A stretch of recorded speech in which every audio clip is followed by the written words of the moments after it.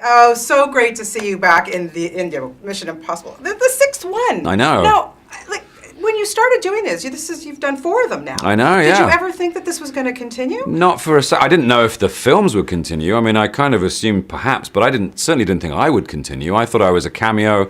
J.J. Abrams had called and. I think he'd seen Shaun of the Dead and thought, oh, it'll be funny if we get this guy to be in a couple of scenes.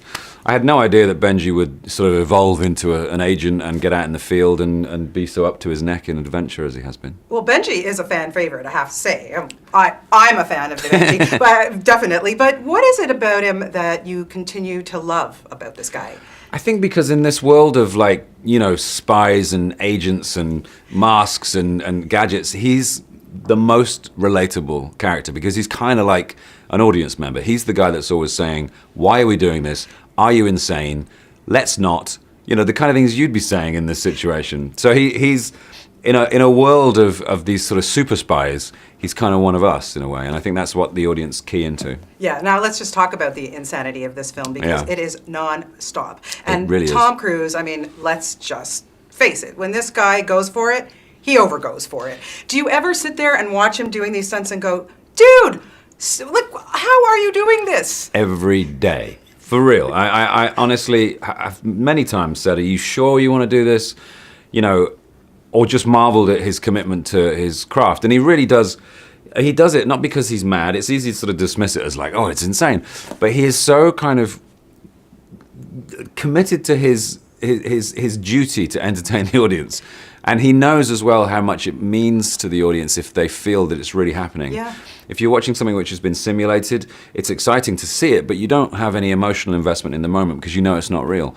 Whereas if you know it's authentic, if you know he's actually in that kind of danger, there's a whole other level of interaction that you get with the film, and that's what he knows, Yeah, now, you obviously, you get some action going. I'm telling you, the last third of the film, I felt physically nauseous, in a good way. But it was so intense. Yeah, it's really exciting. Yeah. I couldn't sleep when I first saw it, and I knew it was going to happen. Yeah, well, honestly, I was like, ugh. Yeah. And I thought, when do you have to bring barf bags to movies? But honestly, thank God I didn't have to. It was so intense. But I go back. Yeah. You have been punched out before. So what lessons have you learned about, getting through your stunts?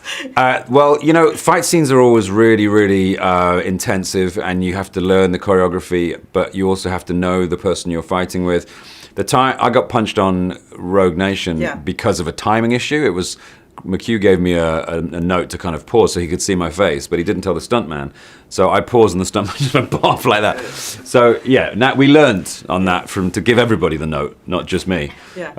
But it was it's hard work, and you do get bruised and you do get a few near misses, particularly when someone's like swinging at your face like this close. Yeah, I can just imagine. Yeah. Well, we don't want to ruin that beautiful face. Come on, honestly. How many times does Tom Cruise say to you, I'll figure it out?